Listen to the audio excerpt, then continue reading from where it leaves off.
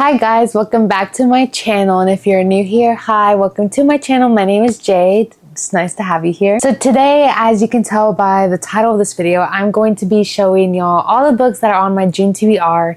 I am a mood reader though, so literally take this with a grain of salt. I don't know what mood that I would be in regards to any of these books. So let's just hope that we get through at least half of them. It's not much. I think I only have about 7. Yeah, so I only have about 7. So let's see. So I will say that I have one class in June and one class in July. They are my summer classes to help me graduate a bit earlier. Also, my dog is with me. So if you hear he just sneezed, so if you hear anything, it's because he is right next to me in bed. But anyways, I just hope that these classes don't take up too much of my time. Again, it is just one in June and one in July, so that I can still have time to read and hopefully get through at least half of these books. But we have 8 books and like 3 different genres to get to.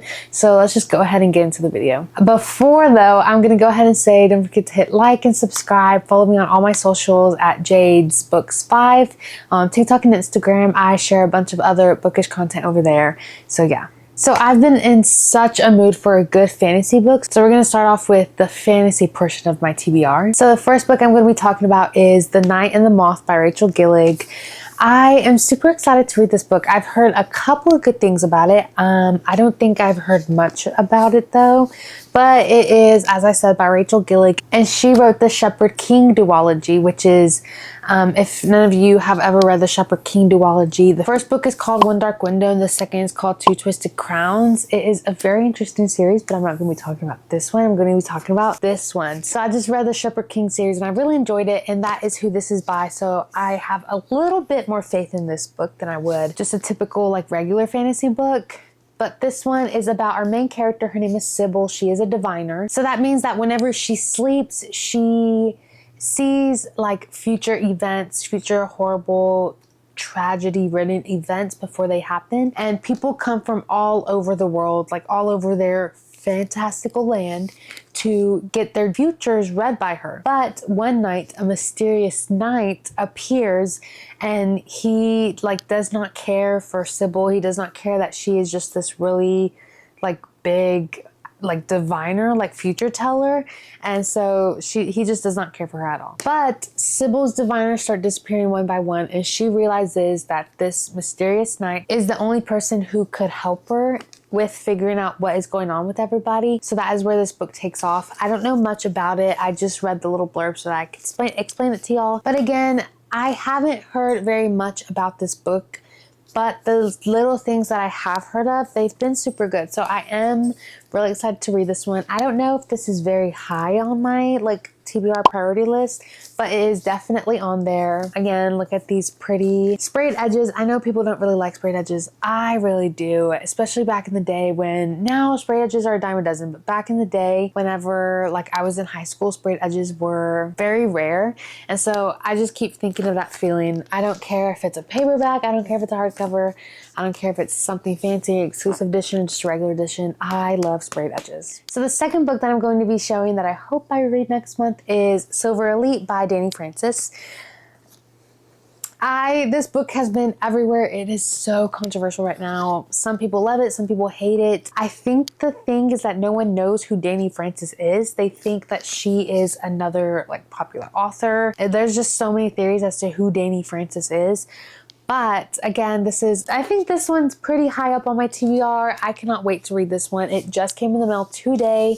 Again, with Book of the Month. This video is not sponsored. Book of the Month, if you would like to sponsor me, that would be amazing. Look at these sprayed edges as well. I think they're simple. Like, I think that's why some people don't like sprayed edges, is because they are some of them are super simple. They're either a solid color or they just have a little stripe in them.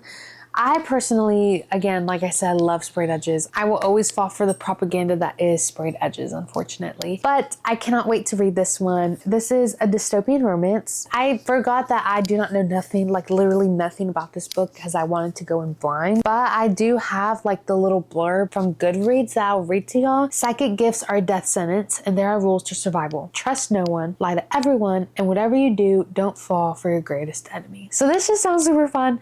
I've heard, again, this one I've heard a lot of noise about. Some people, like I said, love this book. Some people hate this book. It depends, but sometimes I am a very critical reader. Other times I'm not. I don't know what the vibes are going to be with this one, but I am super excited for this. It is, again, probably going to be pretty high on my June TBR list. Our next book in today's, oh my gosh. Our next book in today's TBR video is Sheila Sparrows by Devney Perry. I just picked this up from Target. I got back not even 15 minutes ago. I wasn't planning on buying it today. I was planning today's video and I had this one on the list, but I knew I wasn't gonna have it. I was just gonna put a picture up on the screen. But then I had to go to Target to buy something, and I made my way to the books and I bought Sheila Sparrows while I was there. And I totally forgot because Releasing 10 releases today, which we will talk about Releasing 10 here in a second. And I went ahead and bought this and done forgot to buy Releasing 10. So that will now have to wait until I next get paid. But again, with the sprayed edges. This is another book where I have no clue about. I recently just bought this for my sis. Well, I didn't buy it for her, but I went to the bookstore and she gave me some money so I could pick this one up for her. And I didn't pick one up for myself because I just did not know what it was about. I didn't hear any noise about this one at all until her. And I still have yet to hear people really talk about this book a lot. Now that I know what it is, I'm starting to see it a bit more, but I have yet to hear a lot of noise about this one. So I didn't buy it for myself, but then just a couple of days ago, I saw a TikTok where it kind of like explained the gist of this book in a sentence. And it was like this guy, I think it's like a king or something, again, fantasy realm. And so he is betrothed to our main character's sister. And when he sees her, instead of marrying his sister, he decides he wants to marry her. I was like, say less, say less. That is so dramatic. Like, this is going to be so filled with drama, filled with fun, romance, fantasy. You can't go wrong. Well, you can go wrong with the romantasy. But I was just like, this sounds so, like, this is just right up my alley. Again, propaganda I'm falling for. And so I was like, this is definitely going to be on June TBR. I don't care if I have to buy the Kindle or like go through the library or get the audiobook. I'm going to read this. But then again, Target stopped and I made my way to I don't know. I like walked into Target, blacked out, woke up in the book section. This is the result. So this is probably honestly also going to be pretty high on my TBR list. When my sister reads it, I'll probably read it with her. She has a book club. I'm probably going to join the book club for the month and read this with everybody. But I just want to see, I just want to be a part of this book. It's so pretty that I can't, yeah. So our second to last book is Rebel Witch by Kristen Cicerelli. I read Heartless Hunter last year. I think like in November of last year, and it ended on such a cliffhanger. I really recommend this duology. I'm not going to tell you what this one's about because again, it is the second and final book in this whole series, but I will explain very briefly what Heartless Hunter is. It's so weird holding this book because when I read it, this was on Kindle Unlimited. I don't know if it's still on there. I bought this book after I had read it. And so I've never really held this book for long. I've never read out of this one, so it's a really pretty cover. So just as the others, this is a fantasy book about a witch. Her name is Rune. Rune lives in a world where being a witch is a death sentence. Witchcraft, witches, all of that stuff. If you are caught as a suspicion that you're a witch, you know how it goes. So Rune by day is a socialite. Everyone does not know that she is a witch, but by night she is the vigilante Crimson Moth. Crimson Moth is kind of like a Robin Hood for the witches. She basically saves witches that are set to be killed. Something happens and her cover is almost blown. So in order to keep her anonymity, she decides that she's going to be courting Gideon Sharp. Gideon Sharp is a very well-known, very accomplished witch hunter, and she's just hoping that people would think there's no way Rune is a witch. She's dating Gideon, who is a witch hunter. So that's her plan, okay? Slowly, she starts to find herself falling in love with Gideon and Gideon with her, but the only problem is that she's a witch, and Gideon does not know that Rune is a witch. Otherwise, he has taken a vow to destroy these people. And so he does not know that Rune is a witch and the very thing that he vowed to destroy. So it is, again, very dramatic,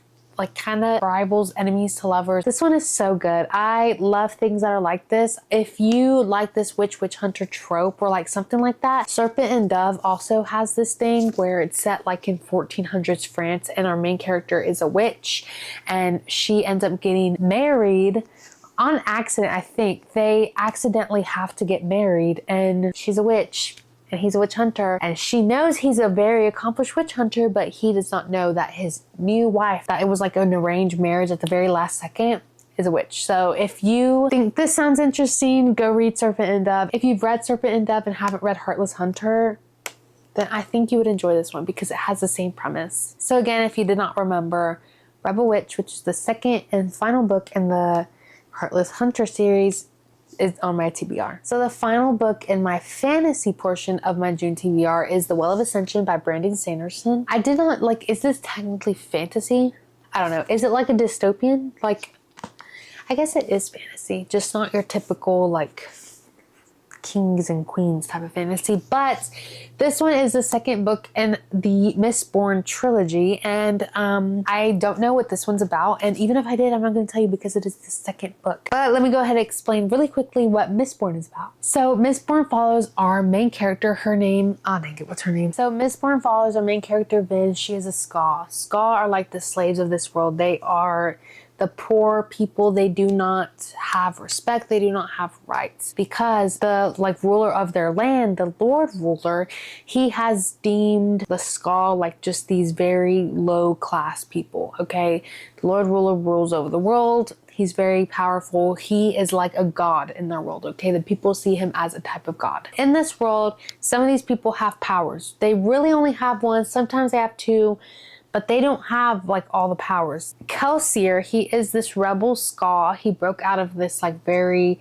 tough prison that you can break out of. It's the mines. It's this whole thing. So Kelsier is a rebel Skaw. He's really well known among the Skaw, and even he's starting to make noise within the noblemen, which is basically everyone else who is not a Skaw, and even gaining the attention of the Lord Ruler because he is giving the Skaw of the world really hope at overthrowing the Lord Ruler. Kelsier meets Vin, and he figures out that Vin is a Mistborn. So a Mistborn is someone who is capable of burning all of the metals in their world. So typically someone can only burn either one or two, but Mistborn burn all of them. So Kelsier, who is also a Mistborn, finds out that Vin is also Mistborn, and these are very rare. Like, the Mistborn are not a dime a dozen. They are not just around, okay? You do not throw a penny and hit 5 of them. Like, they are very rare. And so when a Mistborn, Kelsier, meets Vin, another young Mistborn, he decides to take her under his wing and train her. So that, two Mistborn on the side of the rebellion, that is just crazy. It could probably give them a chance of overthrowing the Lord Ruler. So the whole book is just them trying to figure out, it's like this ragtag group of people, found family. There's under like a side plot of romance, and it's really good, and it's basically just them trying to figure out a way to overthrow the Lord Ruler, and it is so immersive. The writing is so like easy to understand, but very, I don't want to say complex, but very intricate.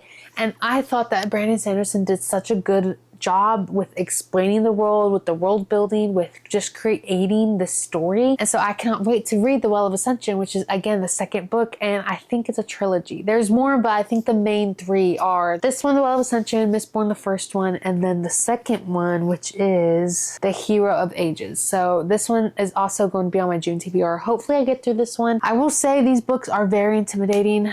This might not matter to some people, but the writing is very small, so I read these on my Kindle, and I also audiobook it because I do a lot of stuff during the day, like I go on walks and stuff, and so I get the audiobook of this one as well so that I can listen also. But these books are very intimidating, so I hope I get to this one this month. So if that sounded interesting to y'all, and if you're the type of person that judges the book by its cover, this looks interesting to you, I really recommend Mistborn just in general. So now we are going to be moving on to like the romance, contemporary / thriller, really just the rest of the books within my June TBR. So the first one we're going to be talking about is Taming 7 by Chloe Walsh. So this book is the 5th book in the Boys of Tommen series. I loved the Boys of Tommen series. Finding 13 and Keeping 13 are just they're just so, like, in my opinion, really good books. I absolutely love them. I flew through those books within like 4 days. Keeping 13 picks up right where Binding 13 leaves off, and Binding 13 leaves off on such a cliffhanger. So I remember I read them on my Kindle, so I finished Binding 13, immediately got Keeping 13 because they were on Kindle Limited at the time. And so this is the 5th book of that series. And so again, because it's the 5th book, even though they're interconnected, I wouldn't say they're interconnected standalones. I would say that you would have to read the rest of them just to get to this one, because you see stuff about our main characters in here, which is Gibbsy and Claire. You see stuff about them in the previous books because they are friends with the main characters of the couple in Binding and Keeping 13. And so I just feel like in order to get just a little bit of that extra background information, you would want to read those before you read this one. And so this one follows our main characters, Gibbsy and Claire, and they were in the other books a will they or won't they type of couple, and this is now their book, and we finally get their story in this one. And I would say if you do decide to pick up the Boys of Tommen series, please check the trigger warnings of each and every book. They deal with some pretty rough stuff. Our main characters are just everyone, our side characters too, they deal with some unfavorable things. So if you feel like that could be anything, could be triggering for you, please check the trigger warnings, because it is, again, very, very harsh, very horrible what happens to these characters. So this one is going to be on my TBR.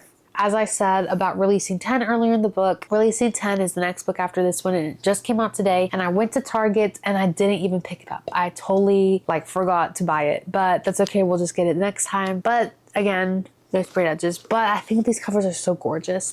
And so this is also on my June TBR. So overall, the second to last book in this video is The Conditions of Will by Jessa Hastings. First of all, this cover, I just think it's so pretty. The colors, everything. So look at that. It is just such a stunning cover. So I'm very glad that I bought it. If you know anything about Jessa Hastings, you know that she is most popular for her Magnolia Park series.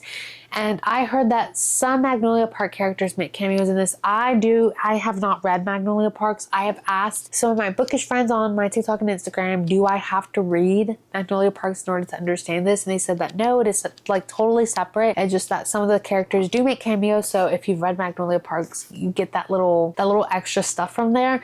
But this is its own thing. You do not need to read any of other Jessa Hastings books in order to read this one. So I've heard such good things about this one. I have yet to hear a bad review for The Conditions of Will. And if y'all do not know what it's about, it is about our main character. Her name is Georgia. All I know is that she is estranged from her family. Her family are from South Carolina. They're very wealthy, very close-minded, just I feel like that typical Southern family. I'm gonna guess typical Christian Southern family. And she goes back to South Carolina because her dad passes away, and so she goes back for the funeral, and there she meets her brother's AA sponsor. His name is Sam. And while she's there, a bunch of things happen, like family drama, revelations, and all these things. It's very centered around these characters, and I think secrets get revealed. This mystery person comes here and everyone's like, okay, who the heck are you? So that's this type of book. It is just very much your romance, contemporary fiction, again, family drama, all these secrets coming to light. It's very character driven. That's all I know about it. I don't know much. That's kind of what they give you in the blurb. And so pretty much I will be going into this one blind as well. Let's just take a moment. Let's take a moment for this cover, please. I mean, look at that. It is absolutely stunning. So that is all the books that are on my June hopefuls list. Let's all hope together. Let's all manifest a good reading month for everybody. I am so excited for this month's selection. I think we have a couple of good ones. I love the different genres that I have. I have a more fantasy, but I have a thriller. I have a couple of romances. Yeah, so I think this is going to be a good reading month. I definitely am super excited about all the books that I chose.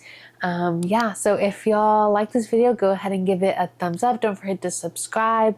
Leave a comment on what you hope to read in the month of June.